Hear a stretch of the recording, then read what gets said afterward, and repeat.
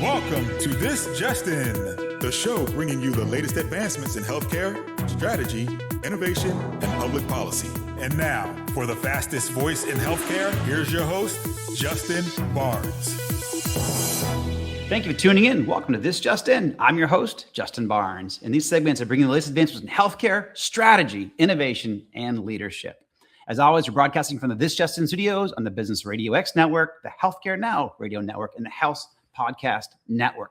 For today, though, my 375th episode with a very special show, also launching my 12th full year broadcasting this show and also launching the 2026 season.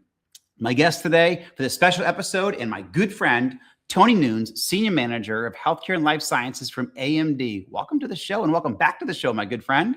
Happy New Year, brother. It's good to be back. And you're wasting all these superlatives on your show on me. Understand this. I love it. Well, when we were thinking in the studio and how do we want to launch 2026, you were obviously top of the list. We said, where can we have a fun show, talk to a great personality, someone who has been around a while, as long as I have, and then also who knows really what's going on. Also, who's at the epicenter of what's happening in healthcare, but also, life in general and in industry in general, but certainly all across healthcare. You guys are, you're everywhere. Your company's almost everywhere. It's kind of cool. And I know that's growing. So first of all, how did your holidays go? How'd the last couple of days go with starting the new year? It's great. I'll tell you what, the whole company shuts down like everybody else, the week or so before Christmas. And so you kind of try to decouple. It's hard for me, like it is for you, but eventually you do. And then suddenly you come back in on Monday and you start freaking out because there's 1.5 million things that have to be done, and you have no idea how to actually even do half of them. So that's the state I'm in now. See, you think I'm actually drinking water. I'm not. Diet Coke. Just kidding. Oh, yeah. Exactly. Kill yourself that. Yeah, exactly. You're in my undisclosed location. I'm hiding from the law. No one can find me here. AI this is an AI back. Actually, it's not. But it's not. AI these days, you're not going to be able to tell what's real and what's not anyway soon. I know. So true. We actually think about doing this show. We live, 30 minutes apart, which is very, very cool. And we're going to actually do one of these shows in person like we do. Obviously, I'll see you. And we're going to talk about HIMSS 26 coming up. And obviously, we'll do that one in person. But we probably need more on-location shows in Sarasota. Not to give your location away, but we're in beautiful Sarasota. There's the beautiful bay behind me. The sun's coming down. Yeah, folks, for those of you that are listening, Justin has like the best view of Sarasota of anybody I know. So look at how beautiful that bay is. This is what we get every single day here. I'm just saying, to all of you guys that are suffering in less pleasant climates. Yeah, exactly. No, it's beautiful down here, but we like, but the sun's about to come in. So it's actually probably a little bit glary, but we'll still have a great show. So first of all, congratulations on your CEO, Lisa Su, headlining and keynoting CES. So first of all, very cool. I know you're intricate in parts of that, and healthcare is a piece of her conversation. But tell us how that went. That was cool, wasn't it? I mean, Lisa's such a dynamic speaker, and she really is the best ambassador that we have. I mean, aside from being just a tremendous leader. For those of you that don't know our story, I mean, AMD's been around for over 50 years. Yeah. But we've had our ups and downs, and frankly had a very low period, 10, 12 years ago when Lisa took control and dynamically changed the company into what it is today. I mean, our growth trajectory is amazing. And we can't take that for granted. Nobody here at the company does, from Lisa on down. It is a constant 24/7 emphasis on creating quality and improving upon that quality every single day. So she keeps it intact. We're a company of 25,000, 26,000 people. She keeps all of us on our toes, even if we've never met her. That's just the culture around here.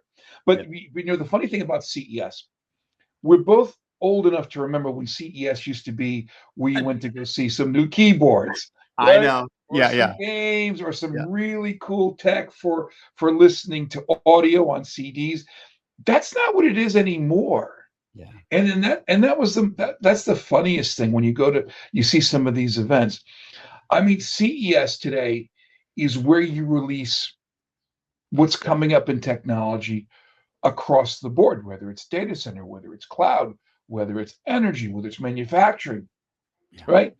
And that's the reason they had Lisa go on there, because frankly, AMD as a company, and I'm not going to be here to do a commercial for us, but Right. AMD as a company gets involved in everything from the smallest to the largest data center to the smallest device.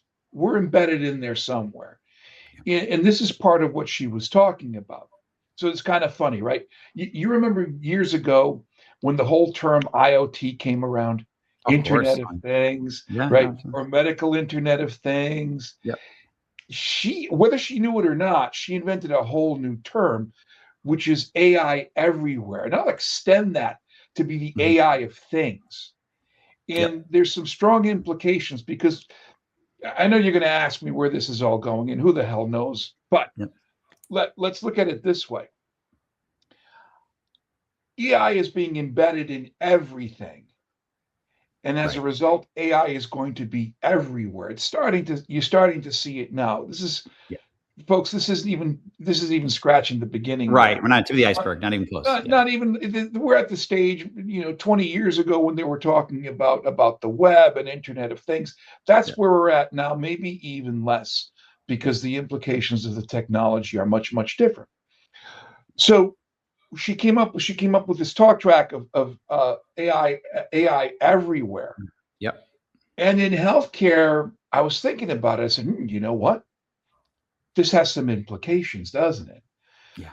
Because we're conditioned to think in certain terms, that you're sick, you have an acute condition, you have a chronic condition, you're going to go to some facility where some expert's going to see you, or you're going to get treated in some facility. I'm not sure that model's going to work in 5 years, right? And I know I'm getting off track. It's because I'm not sober and I'm just kind of doing this free form flow. No, you're on track. I love this. You're on track, my friend, for sure. Okay. Love it.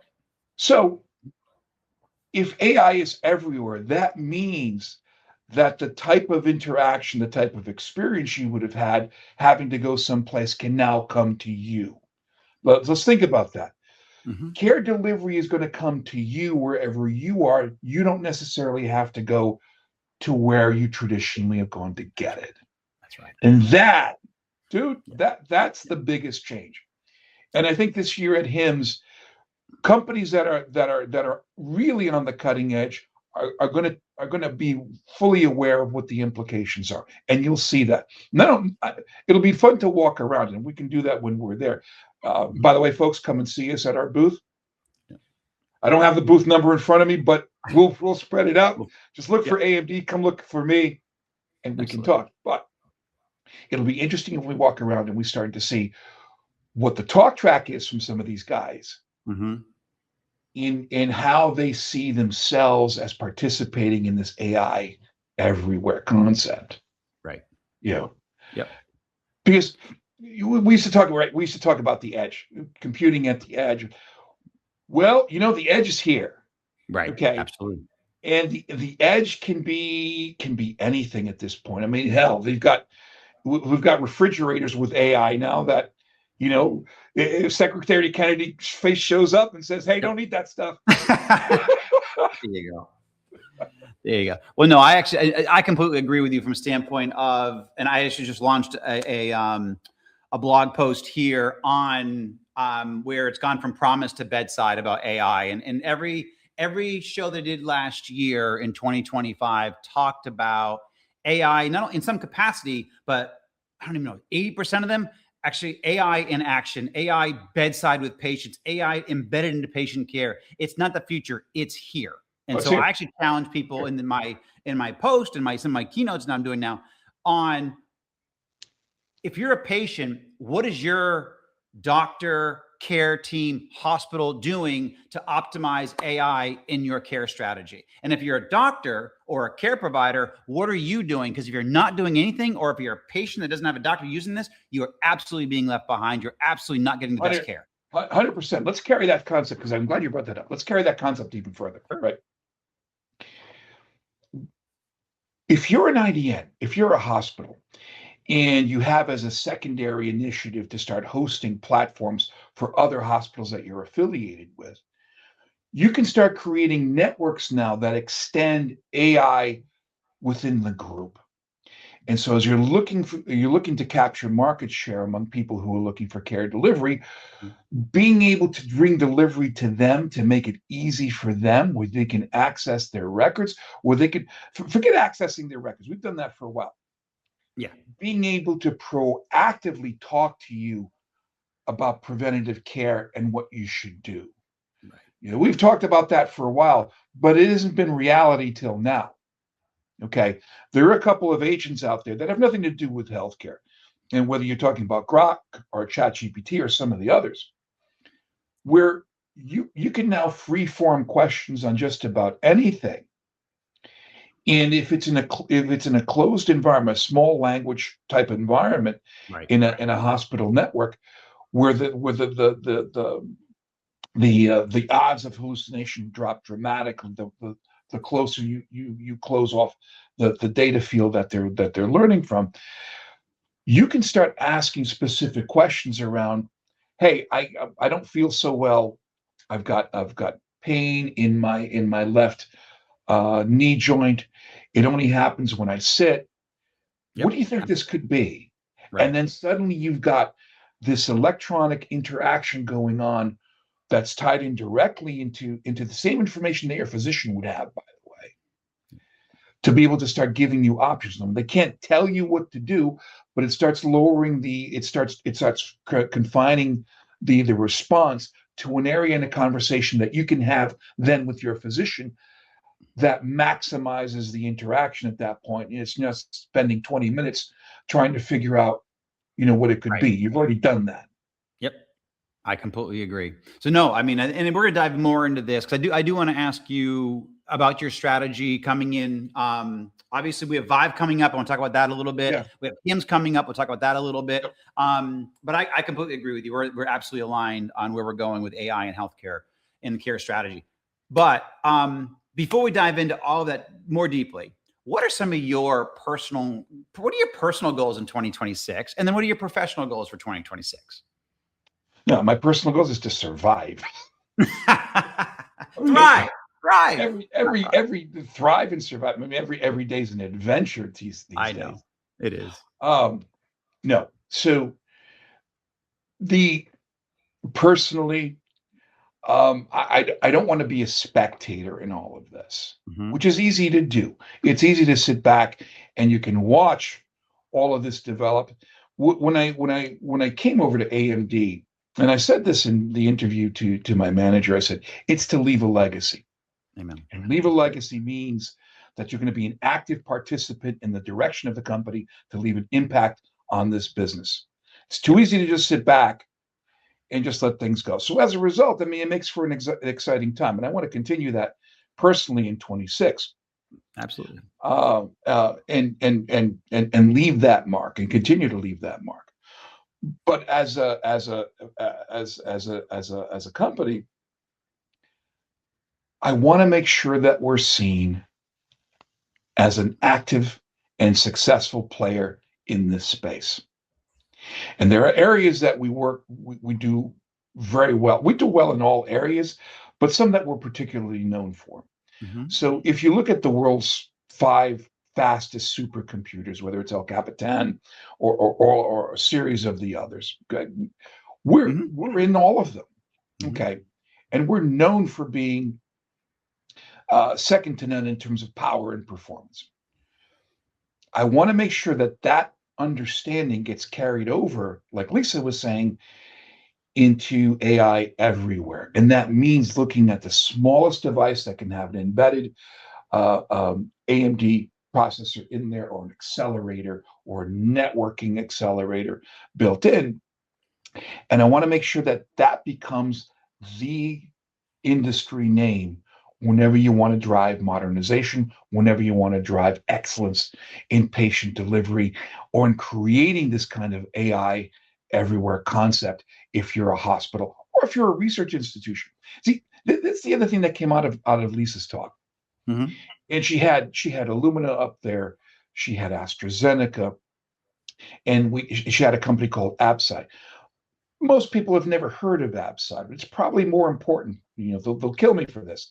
It's probably just as important or even more important than the other two. Mm-hmm. So Absci, if you're not familiar with the whole process on how research is done, especially cancer research, Mm-hmm. it's a series of wet testing, wet labs, meaning with tissue, with actual bio biomaterial that Mm-hmm. you're testing on. And then there's an in silico side of it where you're sort of modeling all of this stuff. Well, AI is perfectly capable of creating modeling with more variables than we've ever been able to do. What Absci does is they're able to model it first and immediately go to a wet testing environment to verify the results of that immediately. And as a result, they're able to come up with interventions much faster than we've normally seen. And AMD saw the potential of this and invested in them about a year ago. Mm-hmm. So they were up there. As a result, though, what used to be research was out here, care delivery was out here, mm-hmm. and they're not really connected. They're sort of connected at some point as these protocols start rolling down. I think you're going to see that start to diminish. Right. That's cool. Starting with the luminary institutions, with the Johns Hopkins and the Mass Generals, et cetera. Yeah. You're going to see those barriers diminish because they're all looking for speed of delivery, time to market on a lot of this stuff. And AI makes this possible. It's for the first time. And that includes even like distributed clinical trials, because it can be everywhere. It used to be that you want to go to a trial, everyone has to come to you. You don't have to do that anymore. You can go to them. Wherever the cohort is where you do it. I love it. No, you're spot on. Let's put Mayo in there. My good friend John Hallam, who's on the show a lot. Yeah, Mayo in there for luminaries. Can't forget Mayo. Can't forget Mayo. So we got about 6 or 7 minutes left, 8 minutes or so. I do want to cover from a standpoint of, and what are you most excited about for what you're going to do with health systems in organization, life science companies in 2026, and maybe even 2027 a little bit. What are you most excited about in that regard? So, you hang out in this business especially, but any business, but especially this one over the last 20, 30 years, everything's been siloed. I mean, we started out, 30 years ago where radiologists had their stack for medical imaging here, and it was unconnected with everything else. Then we started sort of converging them together. Then we had to make IT part of the overall business. Okay. Some of that still exists to this day. Mm-hmm. And I think there has to, I personally am pushing the whole concept that if you're going to be a player with AI, you have to talk about modernization. You can't just look at your IT the way you did even 10, 15 years ago and look at it in stacks, and you'll fix one piece and you sort of leave the rest alone. That can't be the case anymore. If you're going to be using AI as an omnipresent tool for care delivery, then you got to look at every single facet of what you're doing. Right. People side, the process side, the technology side. And that's kind of what I emphasize to every C-level person that I talk to, is you have to look at those three. Of the three, buying technology is easy, but looking at where it fits, looking to make sure that it fits in the plan that you've got, is the hard part. And there are lots of folks that make their living off of doing this properly. Mm-hmm. But the first step is to get people to understand that you're not just buying an AI PC and now you've got AI, right? Which people were talking about. You're not just going to buy GPU and now suddenly you've got AI. That's nonsense. Yeah. Okay, because you don't know how to consume that. And that's been the problem. is that there's been this movement to buy GPUs, to buy specific components, and think that you've accomplished something. Well, you haven't. Great point. Right? Yeah. So the cloud entities understand this better, I think, than the average tech company out there. They understand the broader scope of how to make this consumable. And I think that's where you're going to see the progress coming from. And I know a lot of those guys just like you do, and I think there's tremendous progress coming in this year and in next year. Yep, I love it. Very well said. Let's talk a little bit about HIMSS. Well, first of all, Vive, are you going to LA? I will be in LA. Good. And if you guys are out there, come see me. Absolutely. Well, we'll absolutely be. I will be there. The radio show will be there. A lot of our good partners will be there. So yeah, I'm looking forward. Then absolutely, you're going to be in LA. Awesome. And then obviously so that Vive, February like 21st, 22nd, 23rd in LA. Then it actually goes to the 24th. Certainly, everybody in all my audience, if you're actually there, certainly stop by, see the show. We'll have we have a great list of candidates already for the show. Fantastic. Obviously, I have to have you on if you're gonna be there as well. And then obviously HIMSS in Vegas, March 9th, 10th, 11th, and 12th. That's the big show. So it's the big boy. It is. It's going to be, it's a lot of fun. Already lining up some great events there as well. So obviously the radio show will be broadcasting live from HIMSS. Actually, we're going to be doing stuff with you at HIMSS. So what are you most excited? Well, first of all, quickly, maybe 30 seconds on Vive, then a minute on HIMSS. What are you most excited about Vive? So Vive is one of these up and coming events that I think is going to become more important going forward, because it's a way of getting one-on-one with people that normally you may not be able to get to see very easily. And in the way it's structured there, you're going to be able to meet the directors of IT. You're going to be able to meet the luminaries that are doing research, all of them. Yeah, and it makes it very, very attractive environment. It takes a lot of the nonsense out that you see even at HIMSS. I mean, and breaks it down into an interaction that's actually meaningful. That's Chime for my audience. Chime and Health came together to create Vive. So you have a lot of that CTO, CISO, CIO, VPs of IT, all that leadership at Vive. It's great energy, great show, as Tony mentioned. So 1 minute on HIMSS. What are you most excited about HIMSS coming up in Las Vegas, March 9th to the 12th? Absolutely. So look, I don't know what the total count of people that are going to be showing up this year. I mean, last year was 30,000 or so. Yeah, 30. Yeah. That's a big show. We've had bigger ones before, but the difference is the people that are serious about going are going to go, and that's the difference in the last 2 years. Great point.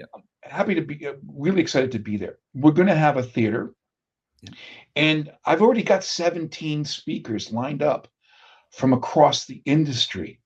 And this is a sea change from when I first started it at AMD, where I had to tell people what AMD stood for, and now people are recognizing what we're doing, and they want to be a part of what we're showcasing at HIMSS. So that's the big industry that will be joining me there, and you're going to be there, and there's some interesting stuff that's going to be showcased. And I want folks to come by and see us. Absolutely. We'll actually be broadcasting the radio show live one day, if not 2 days, from the AMD booth. So certainly we'll be promoting that. And obviously the booth number will be absolutely in all that promotion that's coming up. But we will absolutely be in Vegas. Actually, I've already booked my flight. I booked my flight for LA, and I already booked my flight for HIMSS. So we're absolutely going to be there and very, very excited about it. You're just too efficient for me, man. I'm a lazy ass. I haven't done it. Well, I want good flights as well. All right. In my closing minute or so, what's one thing that our healthcare leaders should be focused on right now as they launch 2026? Dude, flexibility. One word for people. It's flexibility. Do not assume that you can just buy technology and get something done. And I know I sell technology, but it's more important that you think about the whole process holistically, be flexible, and how you're going to implement it, where you're going to implement it, and the reason for doing it. Yeah, that's my one thing that I tell people all the time. That's actually fantastic. I mean, that's going to so flexibility is going to also not only the implementation of flexibility, but also in theory, flexibility is going to create openness. You're going to have more, certainly with what's happening and how fast things are evolving in the industry, technologically, clinically, strategically, having that flexibility. It also leads to it also leads to confidence. Flexibility means you understand, hey, things are going to change, but I've got this. I've got the right team. I've got the right partners. I've got the right providers, and I can implement this. I like that, Tony. Yeah, exactly right. In that AMD, man, frankly, we built the company on the whole idea of openness. Yeah. Okay, and open standards. I mean, that's the hallmark of everything that we do, and that's part and parcel of flexibility. It's giving you the choice, but giving you the choice means that you have to look at your operation holistically. You got it. But now I actually have to close. I can't be more flexible because we're at time, my good friend. Always fantastic. Tony, you're always a great guest. Thank you so much. I'm grateful for you and everybody that made us podcast of the year last year. And also, please tune in weekdays that we broadcast 2:30 p.m. Eastern, 11:30 a.m. Pacific. As always, you can check my LinkedIn at Justin T. Barnes, or you can track us on Twitter at HIT Advisor and use the hashtag ThisJustinRadio so we can respond to your comments from the show. If you missed any of this episode, all my episodes are posted on YouTube, Spotify, Apple iTunes, Amazon Music, Megaphone, SoundCloud, iHeartRadio, and TuneIn. And check out all the latest content we put out on justinbarnes.com. Thanks, everyone. Have a great rest of your day.